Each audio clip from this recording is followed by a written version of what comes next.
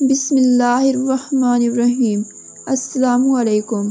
اگر آپ میرے چینل پر نئے ہیں تو میرے چینل کو سبسکرائب کر دیں اور میری ویڈیو کو اینڈ تک لازمی دیکھیں۔ حضرت یعقوب علیہ السلام شام کے ایک علاقہ کنان میں رہتے تھے۔ ان کی 12 بیٹے تھے، ان میں حضرت یوسف علیہ السلام بھی تھے۔ حضرت یوسف علیہ السلام نہایت خوبصورت اور نیک تھے۔ ان کی نیکی اور فرما برداری کے سبب حضرت یعقوب علیہ السلام ان کو بہت چاہتے تھے۔ حضرت یوسف علیہ السلام کے ایک بھائی کا نام بن یامین تھا۔ حضرت یوسف علیہ السلام اور بن یامین سگے بھائی تھے اور باقی 10 بھائی سوتیلے تھے۔ ایک رات حضرت یوسف علیہ السلام نے ایک عجیب و غریب خواب دیکھا۔ انہوں نے اپنا خواب اپنے باپ حضرت یعقوب علیہ السلام سے بیان کیا۔ انہوں نے بیان کیا کہ ابا جان، میں نے خواب دیکھا کہ چاند، سورج اور تارے مجھے سجدہ کر رہے ہیں۔ یہ کیسا خواب ہے؟ حالانکہ کائنات کا ہر ذرہ اللہ ہی کو سجدہ کرتا ہے، وہی اس کے لائق بھی ہے۔ باپ نے بیٹے کا خواب سن کر فرمایا، اے یوسف، یہ ایک اچھا خواب ہے، اللہ تعالیٰ تمہیں بہت بڑا مرتبہ بخشے گا، لیکن بھائیوں سے ذکر نہ کرنا، ہو سکتا ہے کہ تمہارے بھائی تم سے دشمنی کریں۔ اللہ تمہیں نبوت عطا کرے گا، جس طرح تمہارے خاندان میں حضرت ابراہیم علیہ السلام اور تمہارے دادا حضرت اسحاق علیہ السلام کو نبی بنایا تھا۔ تم بہت خوش نصیب ہو۔ خواب سننے کے بعد حضرت یعقوب علیہ السلام اپنے بیٹے حضرت یوسف علیہ السلام کو بہت چاہنے لگے۔ ان کے دوسرے بھائیوں میں وہ خوبی نہیں تھی۔ بھائیوں نے دیکھا کہ حضرت یوسف علیہ السلام اپنے باپ کے بہت زیادہ قریب ہیں۔ بھائیوں کے دل میں حسد کی آگ بھڑک اٹھی۔ اس زمانے میں یہ رواج تھا کہ جس گھرانے میں زیادہ افراد ہوں یا جس کے اولاد کی تعداد زیادہ ہو،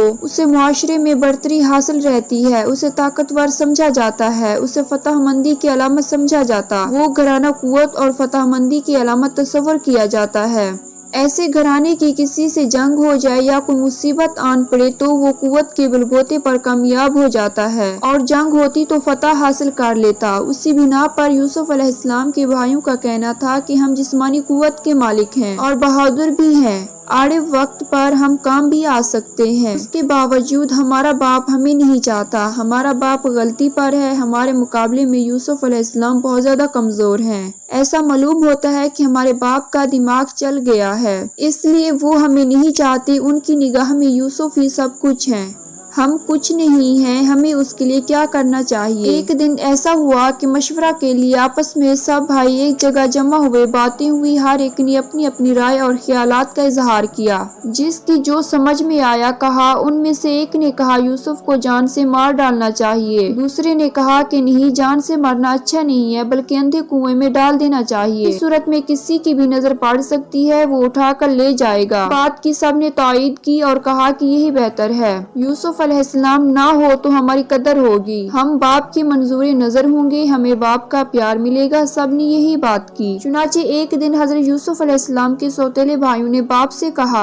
ابا جان، ہم لوگ سیر کے لیے جا رہے ہیں، وہاں ہم سب کھیلیں گے، تماشا بھی دیکھیں گے، اپنا دل بھی بہلائیں گے، ہمارے ساتھ حضرت یوسف علیہ السلام کو بھی بھیج دیجئے، وہ بھی ہمارے ساتھ ساتھ رہے گا، اس کا بھی دل بہل جائے گا۔ آپ نے کہا کہ میرا دل نہیں چاہتا کہ میں یوسف کو اپنی نظروں سے دور کروں۔ بیٹوں نے باپ سے کہا کہ کیا آپ ہم پر بھروسہ نہیں کرتے؟ ہم تو یوسف علیہ السلام کو بہت چاہتے ہیں، اس سے محبت بھی کرتے ہیں، ہم سب اس کی نگہبانی کریں گے، ساتھ لے جائیں گے اور ساتھ بھی لائیں گے۔ آپ نے بیٹوں سے کہا، اگر تم لوگ لے جاؤ گے تو مجھے غم ہوگا، میں اس بات سے ڈرتا ہوں کہ کہیں ایسا نہ ہو کہ تم غفلت میں رہ جاؤ اور بھیڑیا اٹھا کر لے جائے۔ بیٹے بولے، ہم غفلت میں نہیں رہیں گے، ہم سب ایک ساتھ جا رہے ہیں، اکٹھے سیر کریں گے، ہم سب کے ہوتے ہوئے بھیڑیا کس طرح لے جائے گا؟ آپ نے بیٹوں سے کہا کہ یوسف کو لے جاؤ اور ساتھ لے آؤ، میں انتظار کروں گا، میری آنکھیں دیکھنے کے لیے ترستی رہیں گی۔ سب نے باپ سے اجازت لے لی، یوسف کو ساتھ لیا اور انجانے مقام کی طرف چل پڑے۔ جگہ سنسان تھی، راستہ طے کرتے رہے، دور ایک کنواں نظر آیا۔ بھائیوں میں سے ایک نے کنویں کی طرف اشارہ کیا، آپس میں باتیں ہوئی، سب کنویں کی طرف گئے۔ حضرت یوسف علیہ السلام کا کرتا اتارا، سب نے مل کر یوسف کو کنویں میں دھکیل دیا۔ حضرت یوسف علیہ السلام چیختا رہا مگر کسی کو رحم نہ آیا۔ اس کے بعد کسی جانور کو مارا اور اس کے خون سے یوسف علیہ السلام کا کرتا رنگ دیا، تو خون سے لال ہو گیا، اندھیرا ہو چلا تھا۔ सब बाप के पास पहुँचे। कहा कि खेलने के दौरान हम दौड़ने लगे, बाजी लगाई कि कौन सबसे आगे जाता है। यूसुफ ने दौड़ में हिस्सा नहीं लिया। हम सब ने उसे सामान की निगहबानी के लिए बिठा दिया। ये कहते हुए सब ने बनावटी रोना शुरू किया ताकि बाप को यकीन आ जाए। फिर कहा कि वहाँ यूसुफ अकेला सामान के साथ बैठा हुआ था कि अचानक किसी तरफ से भेड़िया आया, उसे उठाकर ले गया। हम यूसुफ को बचाने के लिए सब मिलकर दौड़े, लेकिन भेड़िए तक हम न पहुंच सके। ये यूसुफ का खून आलूद कुर्ता है। हजरत यकूब अलैहिस्सलाम ने अपने लड़कों से कहा कि मुझे यकीन नहीं आता, तुम जो कुछ कह रहे हो वो सब झूठ है। मैं अल्लाह से मदद मांगता हूँ कि वो मुझे सब्र जमील अता करे। हजरत यकूब अलैहिस्सलाम यूसुफ की याद में रोते रहे। भाइयों ने हजरत यूसुफ अलैहिस्सलाम को कुएं में फेंक दिया और वापस लौट आए। अल्लाह की कुदरत ये कि जहाँ कुआं था उसी रास्ते से ताजरों का एक काफिला गुजर रहा था। काफिला वालों ने कुआं देखा तो पानी की हाजत महसूस हुई। पानी लेने के लिए उनमें से एक शख्स कुएं के पास पहुंचा। जैसे उसने डोल डाला तो देखा कि कुएं में पानी नहीं है। एक लड़का चीख रहा है। उसने अपने साथियों को खबर दी। सब मिलकर आए, यूसुफ को कुएं से निकाला। सब हैरत ज़दा थे कि मामला क्या है। सब सोच रहे थे कि लड़का क्यों कर कुएं के अंदर गिरा।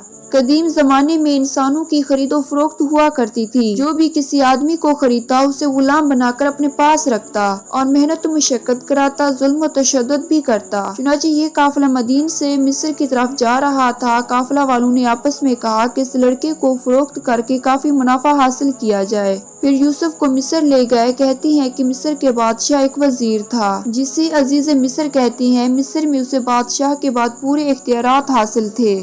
खजाने का महकमा भी उसी के पास था। उसी ने काफिला वालों से बहुत ही कम मुआवजा देकर खरीद लिया। अजीज मिस्र की कोई औलाद भी नहीं थी। ये उसके लिए एक अच्छा मौका था। उसे औलाद की ख्वाहिश भी थी। अजीज मिस्र और उसकी बीवी ने उसे पालना शुरू किया। हजरत यूसुफ अलैहिस्सलाम की उम्र जब 18 साल हुई तो उसमें समझदारी पैदा हुई तो उसे घर में पूरे इख्तियारात हासिल हो गए। ऐसा मालूम होता था कि यही अजीज मिस्र का हकीकी बेटा है। उसकी परवरिश भी औलाद की तरह ही हुई। हजरत यूसुफ अलैहिस्सलाम बाज़ कामों में अजीज मिस्र का हाथ बटाने लगे। साहिब हैसियत घराने में परवरिश पाने के सबब मिजाज, आदात व अतवार में भी तब्दीली आ गई। इंतजामी अमूर को अंजाम देने की तरबियत भी हासिल हो गई। नेकी और परहेजगारी में भी एक मिसाली हैसियत रखते थे। अल्लाह ने हुस्न और खूबसूरती दे रखी थी, जो औरत भी देखती तो फ्री फतह हो जाती। अजीज मिस्र की बीवी की भी नीयत खराब हो गई। हालांकि उसने बेटी की तरह परवरिश की थी, लेकिन वो भूल चुकी थी कि यूसुफ अलैहिस्सलाम को जब देखती तो देखती ही रह जाती और चाहती थी कि यूसुफ अलैहिस्सलाम हर वक्त उसके सामने ही रहे। अजीज मिस्र की बीवी का नाम जुलेखा था। जुलेखा ने हजरत यूसुफ अलैहिस्सलाम को तरगीब दी कि उसके करीब हो जाए। जुलेखा क्या चाहती है? यूसुफ अलैहिस्सलाम भाग गए और पीछे हटना शुरू किया और कहा कि खुदा की पनाह, मुझसे ऐसी हरकत नहीं हो सकती, ये सरासर गुनाह है। एक दिन जुलेखा ने हजरत यूसुफ अलैहिस्सलाम को कमरे में बुलाकर दरवाजा बंद किया और अपनी ख्वाहिश का इजहार किया। तो हजरत यूसुफ अलैहिस्सलाम ने कहा कि मैं अपनी रब की पनाह में हूँ। फिर वो कमरे से बाहर निकलने के लिए दरवाजे की तरफ दौड़े तो जुलेखा भी उसे पकड़ने के लिए दौड़ी। पीछे से कुर्ते का दामन खींच लिया। इत्तेफाक से अजीज मिस्र भी आ रहा था। उसे अचानक आमने सामने देखकर जुलेखा ने झूठ बोलना शुरू किया। फिर वो कमरे से बाहर निकलने के लिए दरवाजे की तरफ दौड़ते जुलेखा भी उसे पकड़ने के लिए पीछे दौड़ी। कुर्ते का दामन खींच लिया। हजरत यूसुफ अलैहिस्सलाम ने जवाब दिया कि मैं बेगुनाह हूँ, जुलेखा मुझ पर तोहमत लगा रही है। अजीज मिस्र ने यूसुफ अलैहिस्सलाम से कहा कि मैंने तुम्हें अपनी औलाद की तरह पाला, तुमने उसका अच्छा बदला नहीं दिया। जुलेखा ने अजीज मिस्र से कहा कि उसे कैद कर लिया जाए और सख्त सजा दी जाए ताकि जिंदगी भर याद रहे। उसी घराने का एक आदमी सब कुछ समझ गया। उसे जुलेखा की बातों पर यकीन नहीं था। वो उसकी मिजाज और आदत से वाकिफ था।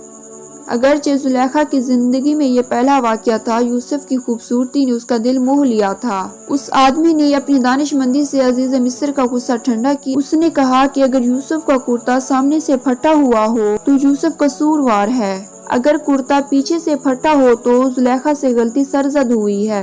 अजीज मिस्र ने कहा कि यूसुफ का कुर्ता पीछे से फटा हुआ है, उसका मतलब ये है कि यूसुफ भाग रहा था। जुलेखा ने कुर्ता पकड़कर खींचा। हजरत यूसुफ अलैहिस्सलाम अल्लाह के नबी थे, नेक और पाकबाज थे। वो गुनाह की तरह मैल नहीं हुए। कुर्बान जाए अल्लाह की एक ऐसी मुसल्लत है कि हजरत मूसा अलैहिस्सलाम एक आम घराने में पैदा हुए, लेकिन उनकी परवरिश शाही महल में हुई। फिरौन की कोई औलाद न थी। हजरत यूसुफ अलैहिस्सलाम भी एक आम घराने में पैदा हुए, उनकी परवरिश अजीज मिस्र ने की। اللہ تعالیٰ کسی کو اعلیٰ مرتبہ عطا کرتا ہے تو اس کے مزاج اور ماحول کو پہلے ہی بدل دیتا ہے۔ عزیز مصر نے حضرت یوسف علیہ السلام سے کچھ نہیں کہا مگر زلیخا پر لعنت ملامت کرنا شروع کیا۔ آخر حضرت یوسف علیہ السلام کے اندر کیا خوبی ہے تم اس کی طرح میل ہو گئی؟ زلیخا نے جواب دیا، میں تم سب کو آزمائش میں ڈالوں گی جس آزمائش سے گزری ہوں۔ چنانچہ ایک روز عزیز مصر کی بیوی نے تمام عورتوں کو کھانے پر بلایا۔